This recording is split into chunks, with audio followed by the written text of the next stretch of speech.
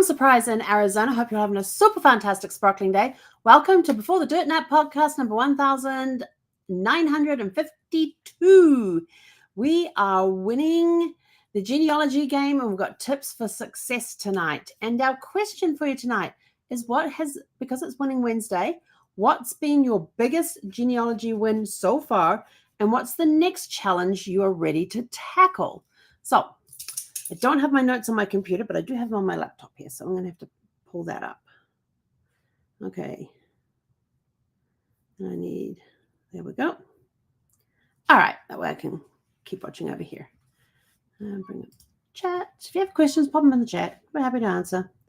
Okay. So, what are we talking about? Winning the genealogy game. Tips for success. Yes, let's get on to that. Let's see. So there are genealogy contests and awards. Did you know there's genealogy contests and awards? There's different things that you can apply. I mean, even scholarships. You can get genealogy scholarships to go to some of the training that we have throughout the year with some of the big institutes that we have training for. There are scholarships you can apply for, which is a good way to win because it helps, if you're having struggles with finances stuff, it is a good way to get the education that you need or would like to receive. You've also got like the National Genealogical Society. They have a whole page of different types of competitions and awards that you can apply for. Most of the competitions that are out there for genealogy have to do with research and different types of research that you can use. Then there's but when you do the research, you then have to write up the report afterwards. And it's that report writing, that writing for the report. I don't still have them there. I did have my genealogy magazines down here. They're not there. But it's writing articles that can be put into a magazine, that can be put onto a website. These are articles that will have, they've got to go for at least 3 to 4 generations where you have to say, this is the question that we started with. And this is how we answered that question. This is what we did to answer that question. And then at the end, it has the conclusion of did they prove their point or not. And in the article, they've shown how they proved or disproved their theory on that. So there are different competitions around there. You just got to go looking for them. Just type in Google, genealogical competitions or genealogy competitions. The National Genealogical Society website will come up there, and you'll be able to go there and see some of the competitions that they have. But not only those are the formal competitions. We also have informal competitions too. And that is with your family members getting together and creating family competitions on who can find the oldest record for your family, or uncover the most unique ancestor that you have. Now, this could be something you could do leading up to a family gathering, like a family reunion, holiday times, whatever get together you're having. You could put a competition out there and say, hey, excuse me, I got a burp stuck. You could turn around and say, hey, we've got this competition going and it ends the day before our event. And it could be something like, you could turn around and say, go to your family trees. I wanted you to find the oldest record for one of our ancestors that you can find, or uncover the most unique ancestor. You may have had a circus performer in there. You don't know what was unique about them. Maybe they were royalty. Well, yeah, maybe they were royalty. So what can you find about that person and make it a competition within the family to find that? And they have to be able to prove it as well, not just bring in and go, hey, look what I found. They have to be able to prove it, like how did they get there, where's the research, where's the sources, that sort of stuff as well. Just make it fun. Then you've got winning research strategies. You can we quite often use a phrase called FAN, which is friends, associates, and neighbors. Sometimes when you're reading newspaper articles or you're on the census report and that, look to see who were their neighbors, who were they friends with, who did they associate with the occupation that they had. You can find a lot of this information in newspaper articles when they write an article about a place that your ancestor worked. You can find their acquaintances that way. They're listed there. And sometimes looking at, how sometimes I'm telling you to go sideways on the tree, looking at siblings and cousins to help you go up the tree. Well, this is another way that you can help get through those brick walls is with the FAN, the family, associates, and neighbors. And sometimes through their journaling, their census reports and stuff. Maybe you're having trouble finding an ancestor on a census. You know they were still in they're in the same house that they were 10 years ago. Why can't you find them this time? Maybe it's because their last name has been spelled incorrectly. That could be that is quite common. So then what you do is that let's have a look to see who were their friends, associates, and neighbors.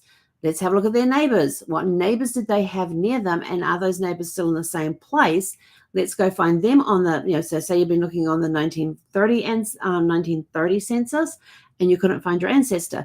Or you found your ancestor on the 1930, you're now looking at 1940, and you know they were still in the same house. Well, if they were in the same house, did they have neighbors that were still in the same house as well? Go back to the 1930 census, find your ancestors, look around their street to see who else was on that street, and then go see if you can find them on the 1940 census. And you'll probably find that they haven't moved either. And so you go looking around their area and look, there's your ancestors right there with the name spelled completely incorrectly. You never would have figured it out. So use them sometimes, because sometimes the friends, the associates and neighbors can be very useful. How do you find out who their friends are? That's a great question. Look at school records. Who did they go to school with? Were they hanging? Did they live somewhere nearby? Use a census report to find out if they live nearby. If you find an article about them getting married and it's a detailed one, who were their best men? Who were their ushers? Who were their groomsmen? Or who was their maid of honor? Who was their bridesmaids? Who was their junior bridesmaids? Maybe the friend is in there as well, because it will state that this person, the maid of honor is the bride's sister. The bridesmaid number one is this person here, and they are a friend of the bride. This one could be the next bridesmaid could be the sister of the groom. It could be the sister of the bride. Whatever it is, they will list in there who these people are. So that's another place that you can find them. Looking through newspaper reports too. If you find your ancestor, or if you find the friend or the associates, the people that they work with, they could be in the newspaper listed with them as well. So that's another way to find them. And that's using the methodology. Also, you look at historical maps. Historical maps could be proved to be very, very useful, because when you look at the historical maps, look at the borders of, the borders of the town or the city, the borders of the county, because quite often the county or the town lines changed over time. There may have been some political reason it was done. There may have been some other government reason that it was done, where they come and says, we're not going to have this piece of land here be the border between. We're going to go to the creek or the river and have the river be the edge of our boundary now. So now they've switched from this county into this other county, and you've been looking in this county over here, where in actually now they're part of that county, even though their house has never moved.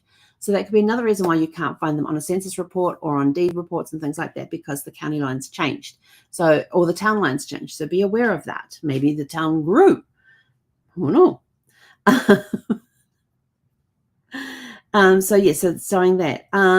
Sorry, I got a dry mouth again. Celebrate research successes. When you reflect on some of your greatest genealogy wins, even if it's small. When if I finally find that piece of information that has been bugging me and I can't find it anywhere, and then all of a sudden I find it, I'm like, yes, I have a huge celebration. It wasn't any great revelation or anything else, but, I had this person here, I've been looking for their birth certificate or their baptismal record for eons. I finally found it. Yay! Celebrate. Look back at all your wins that you've had this year and celebrate the progress, no matter how big or small they are. You can leverage crowdsourcing. This is going into things like Facebook groups or community boards that are on some of the genealogy sites that they have there. And it could be at a local genealogy site. It could be at a family history society. It could be, and you could even find them online on their websites as well, especially if you're looking in that area, you don't belong to that genealogy society, but you're part of their community board. Go in there and ask a question. You go, there may be a question that somebody in there may be able to answer about the time that your ancestor was there, which might give you hints to go and look for different places to go and look and find the records. Maybe there's records that need to be seen in person, and maybe somebody at that society might be able to go and do that for you. So leverage your crowdsourcing in the Facebook groups. Ask questions. I've got several genealogy groups that I belong to on Facebook, and people are always asking questions. And the most common question that's being asked that I have seen, from my perspective, the most common is people are putting in snippets of death certificates, marriage certificates, census, anything that's handwritten, and go, look, I've got this part of it. What does this word say? And it's interesting to see all the guesses that come out of that one. Although and then I learned a really cool trick the other day, which I hadn't even thought of. If you have a printed version of the record and you can't decipher the handwriting, put a piece of tracing paper over top of the certificate, then take a pencil and trace the word that you're having trouble with. Sometimes the act of handwriting the word will help reveal what the word is. So if you take some tracing paper and put it over the certificate and then use pencil to trace the word that you're trying to decipher on the handwriting, sometimes doing that can help. And I thought, that's brilliant, because I've been taught in one of the classes that I did is get a pencil, put it on a piece of paper, and with your eyes, follow the word that's on the screen at the same time writing it with your hand. And that one has helped me as well. But the one is if you've got copies of actual certificates, or you even print the copy off, put a piece of tracing paper over top and trace it with a pencil. You never know. And the communities may be able to help you with a puzzle that you have too. Because if you're talking in an area where people lived, where your ancestors live, they might be able to tell you of something that was going on at that time. And they may suggest other places for you to go and look because of the what was going on in that area at that time. So always look for some groups and online communities to join for the areas that your ancestors lived, as well as going into groups, Facebook groups and things for just for general genealogy questions. There are some historical societies, family history societies and things that have their own Facebook groups as well. I belong to the one in Warboys, which is where my ancestors had the manor house there. And so it was a private group, and my brother had told me about it. And so I went in there and joined the group, and they asked questions to make sure that I was okay to go into that group. Why do you want to join this group? I says, I want to learn more about the area. I says, my family's the Eakins. They lived in the manor house from this year to this year. And my last name is Eakins. It was, there was a lot of them throughout the Huntingdonshire area. And at one point they actually lived in the manor house as well. So I want to learn more about the area and about the times in which they lived in. And boom, it was in the group. So you can also use, there's a lot of different tools out there that will help you with research too. One of the biggest ones is if you go to Cindy's List, and she's CYNDIS.com,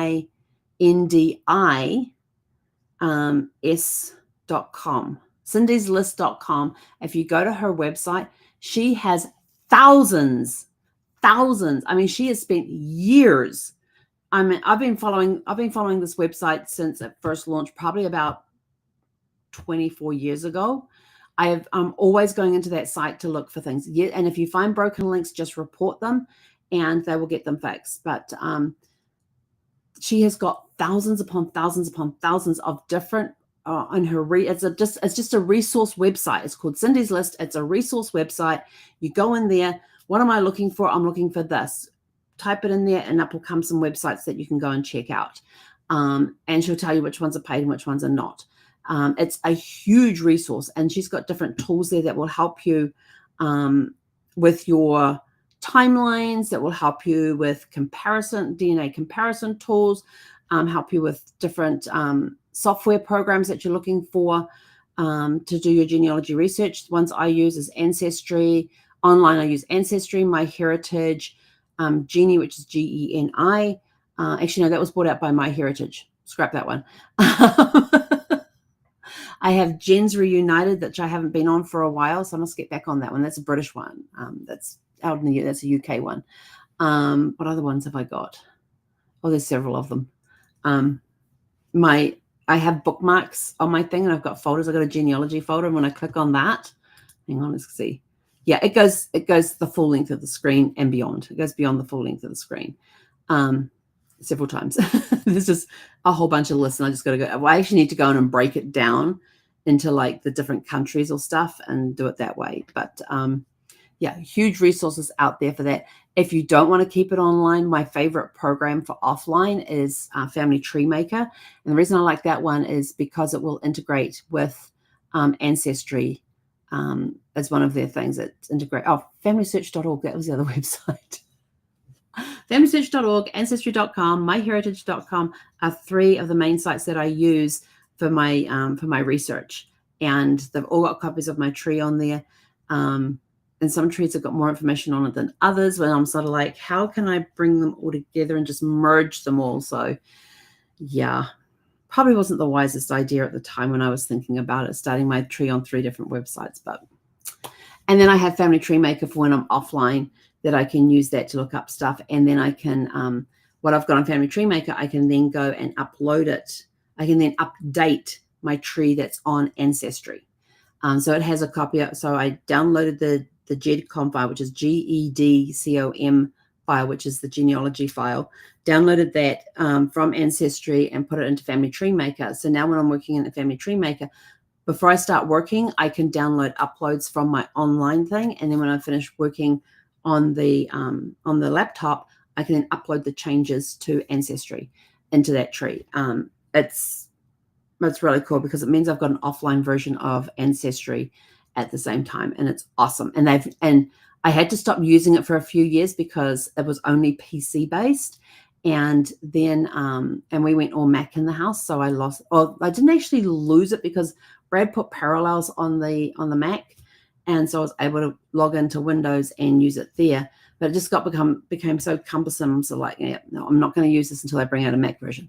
They brought out a Mac version, so now I'm back to using Family, and they've changed it all and everything else, and I've learned how to use the new version, and very happy with it for the Mac. So I'm very happy to be back with it because it's a program. It was the very first software program that I used when I started putting everything into the software programs. Family Tree Maker was the very first one I used. So to be able to have it back is awesome. Let's see what else we got on my list. Oh, winning holiday recipes. Who has a copy of the oldest family recipe and the family recipe that's been passed down from generation to generation? Who in your family has the oldest recipe? That's another competition you can have. What is the recipe that's been around for generations that's always on the holiday table and things like that? You know, what are the stories behind them? We're always talking about this. We're in the holiday season right now. Great time to be breaking out those family recipes and telling the stories behind them. And who happens to have the oldest recipe? So find out from that at your next get together. Having a genealogy problem solving mindset. And you really have to, the one thing I love about, and why we call ourselves Your Family Tree Detective, is because you really are a detective when you're ferreting out this information. You've got to have that mindset of, if this happened, what would be the consequences? Where else could I go? And it helps you look at things from different perspectives. You build a hypothesis. So you work out, what question do you want to ask, or what do you want answered? Like right now, I'm looking for my 3rd great-grandfather. We found my 2nd great-grandfather. And that one we're going to talk in the next bullet point. But looking for my 3rd great-grandfather now, I'm sort of like, okay, where is he going to be? And, you know, basically the question is, who is the father of William Henry Morris Price, who was born in 1845? Oh, was it 5th of November, 1845? I know it was November 1845. Was it 1845? Yes, it was 1840. No, 1849. And died whatever year he died, and who was married to Martha Sophia Anglis. I remembered it all. Yay.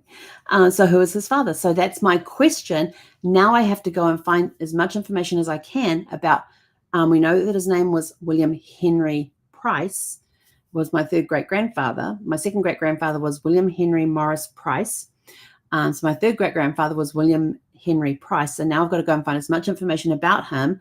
I know on the marriage certificate for his son, he was listed as a foreign spy. I thought that was really cool. I thought it was like, James Bond type thing. Yep, nope. Found out through a census that he was a jeweler. So that would explain the foreign agent thing. He was the one that would go on the ships to the east to get the jewels and bring them back. So I know a little bit about him, and I know where he used to live based on the baptismal record for my second great-grandfather, where it had his wife was listed with one address, and then underneath hers was, and the father was of, and had his address. So I know where he used to live. Excuse me. I just got to go find it. I don't know what happened to him. So we need to go find this William Henry Price and see who is he, where is he from. So we've got a whole bunch of questions for him. But right now we have to prove that he was the father of William Henry Morris Price, my second great-grandfather. Talking of my second great-grandfather, oh, hang on, before we get to that one, recognize the genealogy volunteers. If you get a chance to talk to somebody who has volunteered their time to do transcripts, translations, or indexing on any of the projects that a lot of the sites have. We talked about that a couple of nights ago with volunteering and being able to go and help work on projects and everything else to take them from the written form into a searchable form, which is kind of cool. It's a lot of fun work. I enjoy it. There's times I will just sit there with my laptop while having something on the TV, and I'll just sit there and go through these indexing things. And you can get through quite a few in a short amount of time. Some of them are a little more tricky based on the handwriting, how clear the handwriting was. So if you do get to meet any of these volunteers, say thank you, because now they're making your job for research a little easier, because they're making some documents have now been digitized and can now be searched, which is awesome. And then share stories of genealogy breakthroughs that you've had, that you have achieved through collaboration. So with my second great-grandfather, William Henry Morris Price, I met a second cousin and was he first cousin once removed? Or was Adam? I think he was either first cousin. Yeah, I think he was first cousin once removed. So I met up with these two through a chat board, through an online community. No, they contacted me because of the information I had on my tree. And when I found out who they were, the three of us got together and started this big email thread, going backwards and forwards over about 3 years of any hints or tips that we could find for William Henry Morris Price. We were just posting them to each other. Have a look at this, check this out. And then all of a sudden I came across this baptismal record, and I was like, check above, nothing. Check below. Well, hang on. The mother's name's the same. Her address is the same. What the heck's going on? And that's how we found out that that's how William Henry Morris Price became a bookbinder, because his stepfather, or in those days it would have been in-law. If you were listening to us Words of the Past the other day, when we found out that in-laws actually, and back in the 1800s, didn't actually mean as an in-law does today, like the parents of the spouse. They were like, in-laws were, what did we say? Hang on. I have to remember what we said that they were. I totally forgot. What did we say the in-laws were? Oh my gosh. Hang on. One moment, please. How could I forget this information? We were talking about this just the other night.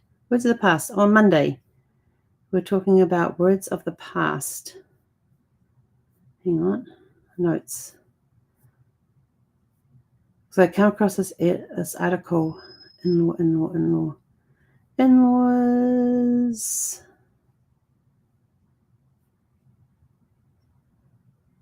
Oh, yeah. The in-laws met step-parents. How could I forget that? So in the 1800s, in-law, if you saw somebody who was an in-law, it was their step-parent. So if the wife had a father-in-law, it was the step-parent of her husband. It was the stepfather of her husband.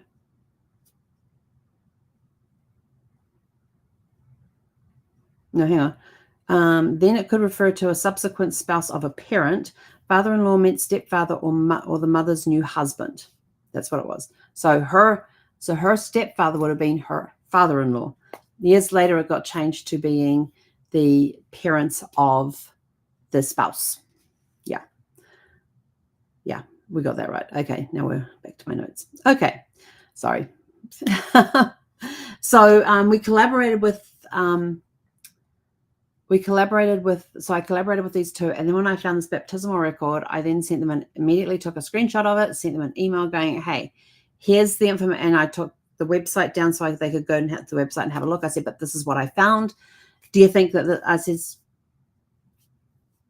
what do you think? Do you think this could be the guy that we're looking for? Because it had his full name there, William Henry Morris Price. And his birth date matched up with the birth date that we already had on file. This was his baptismal date, but it also had the date that he was born on there. It had the right mother's name on there.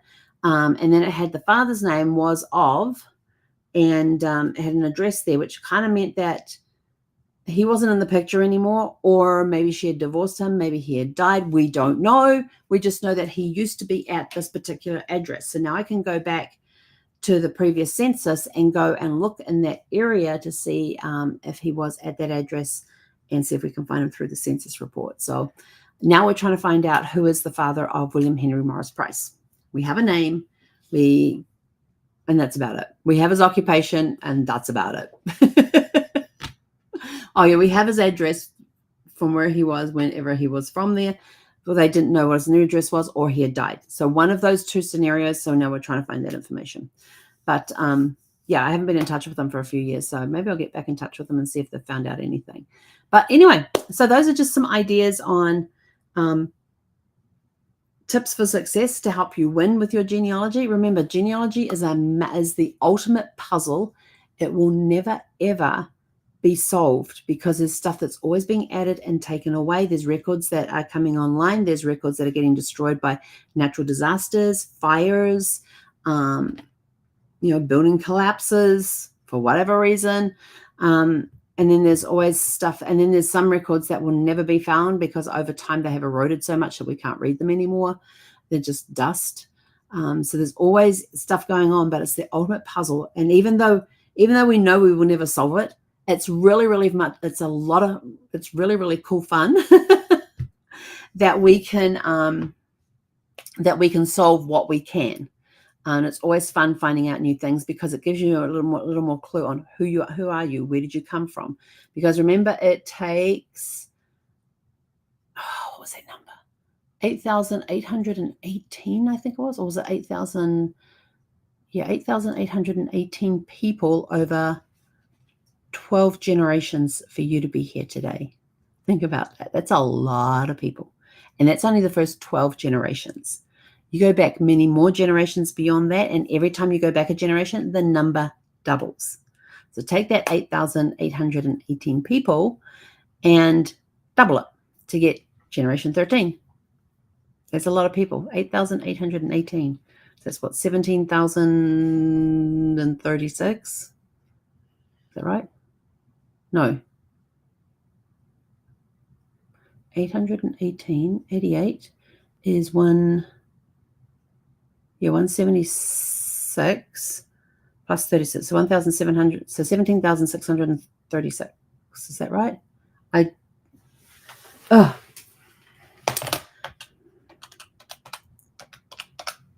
17,636. Just by going back one generation. And then if you wanted to, for 14 generations, to go back another one. All of those people came together for you to be here today. That's how special you are, how unique you are. And yeah, it's really mind-boggling. 12 generations. 1, 2, 3, 4, 5, 6, 7, 8. I only have 8 generations written on my piece of paper up here. Where I've got some numbers written up there. I was just having a look to see if I went beyond the 6 great-grandparents, but I don't. So anyway, just remember how unique and special you are and all the people that have come together for you to be here today. And with that, we are almost out of here. Just going to remind you that our holiday sale is now on. You can purchase the Family Tree gift certificates by scanning the code up here in the left-hand corner, up here, right up here. There it is. And what we have done is that we've taken our 3-hour package, and you pay for 3 hours and you get 6 hours. And that's the Explorer package. On the Voyager package, which is a 5-hour package, you pay for 5 hours but get 10 hours. And you'll get a really cool certificate either to give to the person or we can send it directly to the person. We actually send them a physical certificate so they have something in their hand. But the closer you get to Christmas, yes, we'll still send out the physical certificate, but we will also email you a copy of the certificate, not the whole card, just the certificate. So you actually have something to give to them so they've got it there. So you've got something that you can roll up, put a ribbon around it, whatever, however you want to decorate it. So we'll send that to you so that you have that to put under the tree or give, whatever, however you give gifts on whatever day you're giving gifts. So yeah, we will ship those out right up to the 23rd of this month. But just scan the QR code here, and we'll take you to our store, and that is for the Done For You packages. If you scroll below the Done For You packages, we have the Navigator package, which is where you will have professional genealogists guiding you along the way. And you get calls, you'll get a Facebook group that you can go into to converse with other genealogists or other people who are doing their research as well. And you never know where the next break may come from. So with that, we are out of here. Have a super fantastic sparkling evening, and we'll catch you guys back here tomorrow evening. Hang on.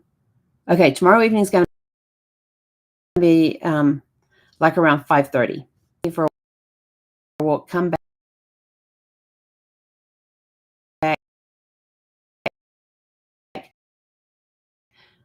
get online because at 6 o'clock I have my mastermind group, and then at 6 p.m. Pacific I have my mastermind group, and then immediately I don't know where I've gone, and immediately after a workshop to get onto. That's the word I'm looking for. A workshop to get onto. So with that, we are out of here. Go out, have a super fantastic sparkling evening, and we'll catch you guys back here tomorrow evening at 5:30 Pacific time. Hei konera.